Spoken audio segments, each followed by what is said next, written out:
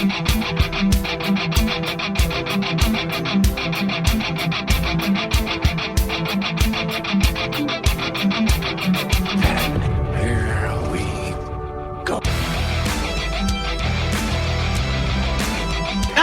let's roll out the carpet and bring on the Mountaineers.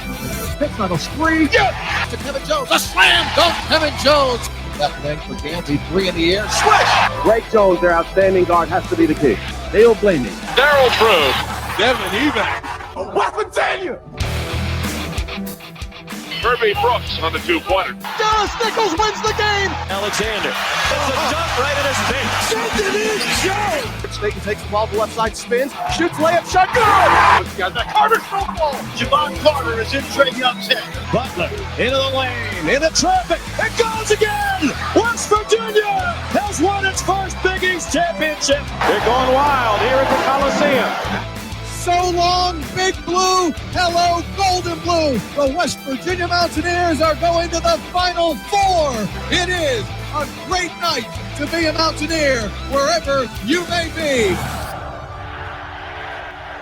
And now it's the show brought to you by Mountaineer fans for Mountaineer fans, the Country Roads Webcast.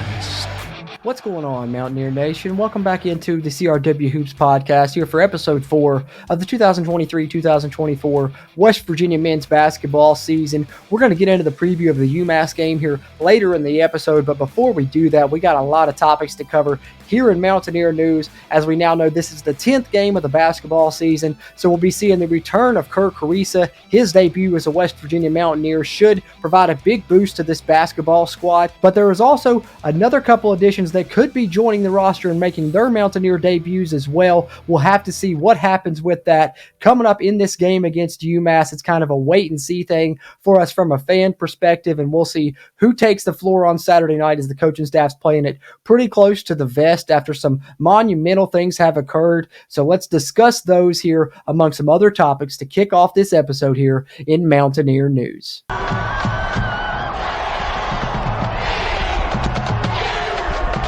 And obviously, we won't bury the lead here at Mountaineer News. And that is, of course, the biggest piece of news that's come out recently. And that is the TRO issued against the NCAA that will allow transfers to be immediately eligible, at least during this window, meaning Raekwon Battle could potentially play for West Virginia in this game against UMass. You see this coming from our friends over at WVSportsNow.com. West Virginia Judge John Preston Bailey issued a temporary restraining order against the NCAA's transfer eligibility rules for the next 14 days. This ruling makes WVU guard Raekwon Battle eligible, but another hearing on the injunction is set for December 27th. The ruling allows multi-time transfers to play, eliminating the waiver process for now. And so not only does this apply to Raekwon Battle, but it also applies to West Virginia transfer guard Noah Farrakhan, who put on a show in the Mountaineer Madness dunk contest and is a very talented guard that West Virginia could add to their backcourt as well. However, West Virginia's coaching staff is still in limbo on if they're going to play Raekwon Battle and Noah Farrakhan at this point due to this new information that has come out from the NCAA. They have come back and retroactively went back on what they said initially, and now transfers that play during this 14-day window would again be ineligible for the rest of the season. If that hearing on the 27th and this legislation is reverted, then these players will be deemed ineligible. So West Virginia plays 3 games during this 14-day window, meaning Raekwon Battle could play in 3 games during this 14-day period. However, if they're lost on December 27th, the TRO is ruled in favor of the NCAA this time rather than against, then Raekwon Battle is again ineligible, losing his complete eligibility for what would be his final season of college basketball here with West Virginia, and he would have to move on from the program and only get to play 3 games. Now, if I'm in Raekwon Battle's shoes, I would take 3 games over 0, so I would say go ahead and play me during this 14-day window. However, it's probably more up to the coaches than it is Raekwon Battle himself. purely speculation here. I'd be surprised if he didn't play, but who knows? Stranger things have happened, and we'll see what West Virginia chooses to do, because this is very interesting and certainly a can of worms now for the NCAA. And I really just don't see how they're going to revert this on December 27th. And the NCAA really cost these athletes, especially because they didn't come out and say this, that they would lose eligibility until the next day. And once this hearing was made, some teams played their players that night before the NCAA said they would lose eligibility. So it would be a lot of egg on the face of the NCAA, I think. So I say go ahead and play him, but it's not up to me. It's up to Josh Eilert and the West Virginia coaching staff, and we'll see what they choose to do in this game coming up on Saturday. However, if they do choose to play Raekwon Battle, it will certainly switch up the lineup, which is already due for a change with the addition of Kerr Kriisa. So let's take a look at a projected lineup that features both Raekwon Battle and Noah Farrakhan in addition to Kerr Kriisa. And this comes from Ethan Bach over at WVSportsNow.com. Be sure to follow WVSN for all your Mountaineer sports content. They do a great job there. And you can find the video version of this episode on the web there at WVSportsNow.com. If you're tuned into the video version there or on our YouTube channel, be sure to hit the thumbs up button. That helps us a ton. And subscribe if you haven't already. We also appreciate you tuning into the audio version, though. You can find on any podcast platform you like: Apple, Google, Spotify, iHeart, Amazon, you name it. Just search Country Roads Webcast. You'll find us there. Leave us a rating and review on that end and share us around with other West Virginia fans you may know. But if Noah Farrakhan and Raekwon Battle do indeed join the West Virginia lineup, certainly changes things a lot for the Mountaineers. As you see here, Kerr Kriisa would take over as the team starting point guard. Obviously, that's expected to happen, but his backup could potentially be Noah Farrakhan now, and you could see Kobe Johnson slide over, play the 2 spot for West Virginia, where he would split minutes with Ofri Neve and Seth Wilson. Obviously, if Raekwon Battle goes, he's going to certainly be a starter for the Mountaineers. He's believed to be a leading scorer on this team. Once he debuts, he would play there at the 3 position, splitting minutes with Josiah Harris, which would allow Quinn Slazinski and Akuka Cook to play the 4 position, and Jesse Edwards and Pat Sumnick to take up the minutes at the 5 position, with Ollie Regab there for reserve minutes if necessary. So West Virginia will certainly get a nice addition with the return of Kerr Kriisa, but they could get an even bigger boost with the additions of Raekwon Battle and Noah Farrakhan. We'll see what happens with those players. But if we're talking big boosts, I know there's nothing that gives me a bigger boost here on the Country Roads Webcast than Magic Mind. That's right, this little 2.5 ounce productivity shot has done wonders for me since I discovered it. I used to be a person that drank coffee entirely too much, like from the time I woke up to the time I went to sleep. But now with Magic Mind, it allows me to only drink a cup of coffee, still not have any less energy throughout the day. Actually, I may have more. I'm able to focus better, just better productivity in general, lower stress levels, lower anxiety levels. Can't recommend it enough. Head over to magicmind.com/countryroads to try some for yourself, where you can use our exclusive code confidential20 for 50% off a subscription or 20% off a one-time purchase. But if you're skeptical, you don't want to hop in to a subscription or a one-time purchase of an entire box, I've got good news on that end as well, because starting in January, Magic Mind's actually going to be available individually at Sprouts Farmers Market. So head out to a Sprouts Farmers Market near you, try a bottle. I promise you're going to love it. But then once you're hooked, come back here, hop online, head over to magicmind.com/countryroads and use our exclusive code confidential20 to score 50% off a subscription or 20% off a one-time purchase. And speaking of scoring, West Virginia is certainly going to need to do their fair share of scoring in this game coming up against UMass. So let's dive in on the preview of that game here, wrapping up with my prediction at the end here on episode 4 of the 2023-2024 edition of the CRW Hoops podcast.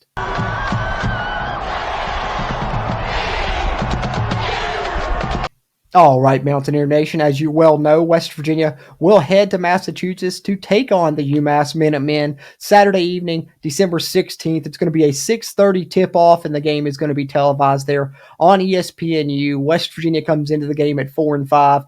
UMass comes in at 5-2. However, it's a potential new-look Mountaineer squad that we're going to be getting to see on the floor for this game against Massachusetts, and I think could see a different style of play from West Virginia in this game because of that.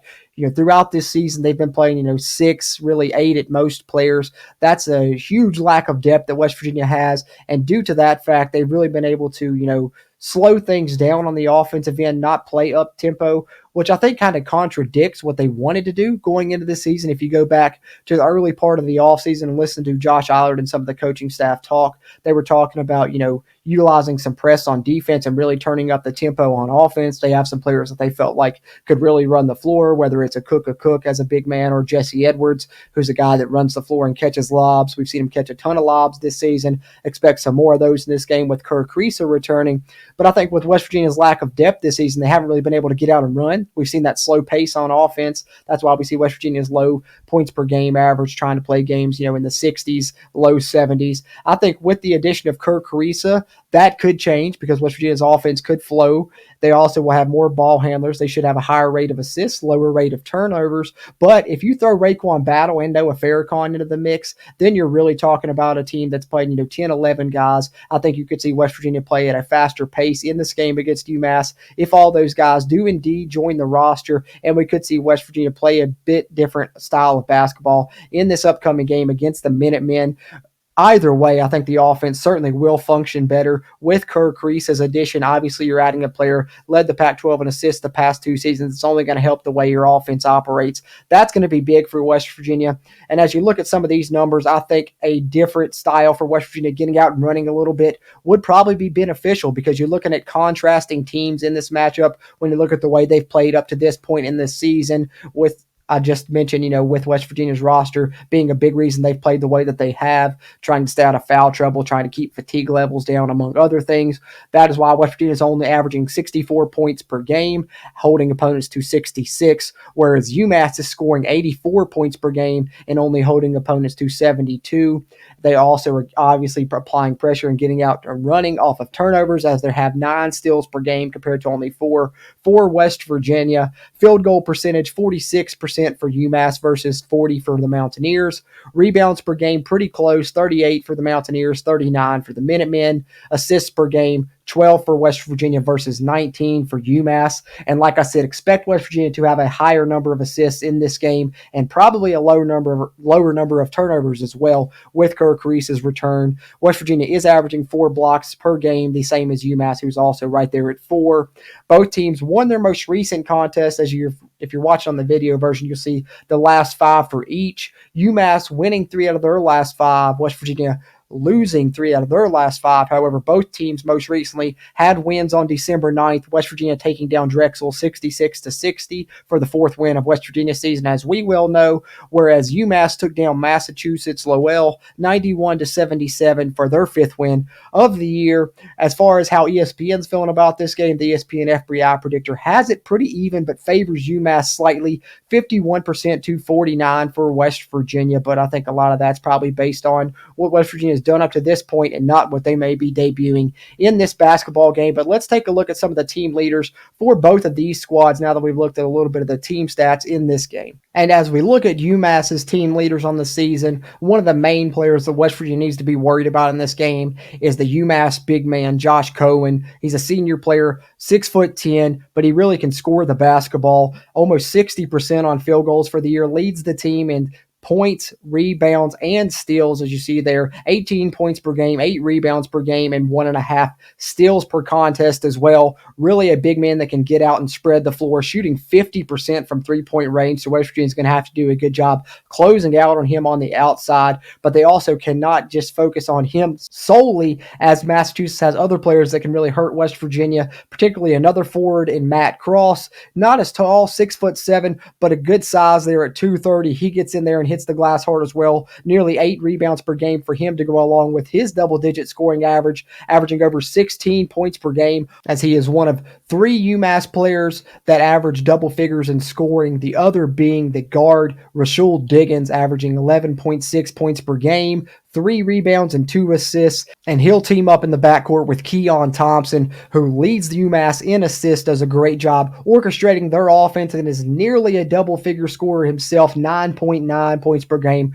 right there at the cusp. So obviously, as you saw in the team stats, UMass averaging over 80 points per game. They've got some guys that can really score the basketball, nearly 4 guys averaging double figures per game, and they have some players off their bench that can shoot it as well. As you see, one player averaging 40% from three-point range and another on their bench shooting 75% from beyond the arc. So they have some guys that can really shoot the basketball, and they're not afraid to hoist up threes. They're going to get out and run, try and force some turnovers, and push the tempo up on the offensive end, and some of that will lead to, fast break points, but also they will swing it around and shoot the basketball. So West Virginia going to have to play great not only in transition defense, but also as far as closing out on shooters, as UMass has some guys that can really score the basketball from the outside. So that's a look at UMass's team leaders. Let's take a look at West Virginia's team leaders up to this point, as the Mountaineers are hopefully set to add some more weapons to their arsenal for this game. But as we look at the players currently leading the Mountaineers, pretty much similar to what it has been throughout this season, Quinn Slazinski continues to lead the club in scoring with 17 points per game. Jesse Edwards leads the Mountaineers in both blocked shots and rebounds, averaging 9 rebounds per game and 2 blocked shots per game. Keedy Johnson with 3 assists per game, and Seth Wilson leading the team with 1 steal per game. However, West Virginia does have 3 players averaging double figures in scoring, those being the aforementioned Quinn Slazinski, Jesse Edwards at 16 points per game right behind him, and then Kobe Johnson now up over 10 points per game himself. That bodes well if you're talking about adding Kerr Kriisa, who I think will score the basketball for West Virginia, although he's a pass-first type of guy. He can shoot from the outside and can score. But then if you're adding Raekwon Battle, West Virginia really has a chance to, get up and start scoring more points in more games, as they'll have some more double-digit scores potentially to add to the lineup when we're talking about scores. And Seth Wilson is coming off one of his better performances of the season as well, and West Virginia's bench scoring was much better, that allowed them to get that win over Drexel, and one of the reasons they were able to do so is they outscored Drexel in terms of bench scoring. So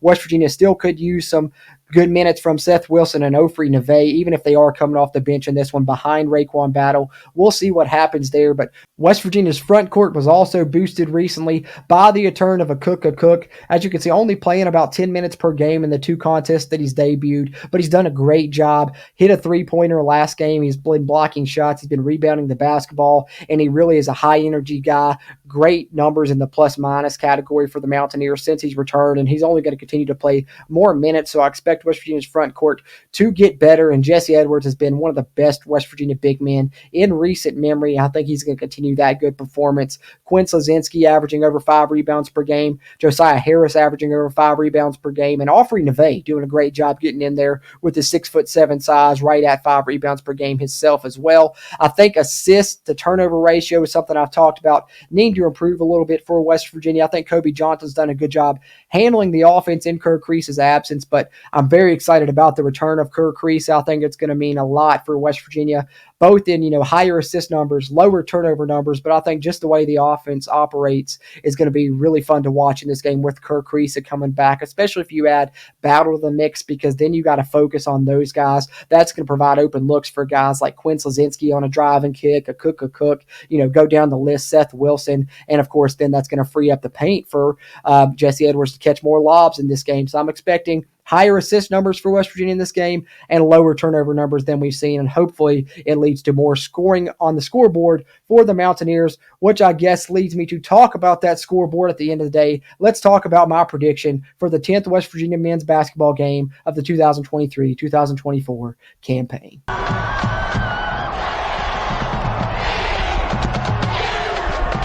All right, as for my prediction for this one, I'm going to throw in the caveat that I'm personally expecting Raekwon Battle to give it a go and Noah Farrakhan as well. We'll see if that ends up being true or not. However, even if they do not, with Kerr Kriisa coming back, I think I really like West Virginia's chances in this basketball game. Yes, it's tough to win on the road. It's going to be, a hard-fought victory if West Virginia is able to pull it off. But in my opinion, I think they're going to do it. I think we're going to see a new-look team, and I think fans are going to start to be excited about what they see from this West Virginia basketball team starting in this game and then moving forward on the season. West Virginia should be more fun to watch, I think, from this point on, starting with this game against the Minutemen, which I think West Virginia will come out on top. I think they'll score more than we've seen throughout this season for the most part. I've got West Virginia winning this one 79-75 over UMass, scoring a road win in the return, or I guess the debut, you can say, of Kerr Kriisa, and maybe the debut of a couple impactful West Virginia Mountaineer guards as well in Raekwon Battle and Noah Farrakhan. But nonetheless, I'm excited to watch this one and tune in to a new look West Virginia basketball club hitting the road and taking on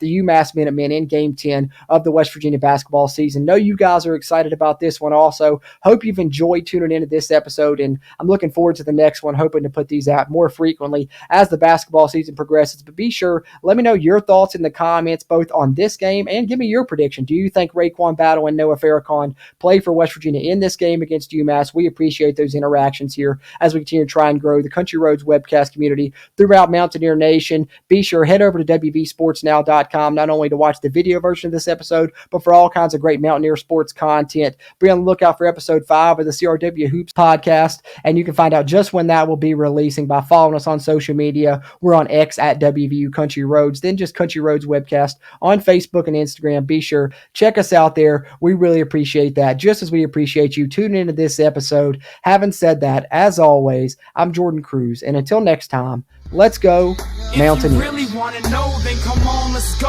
Take a stroll down those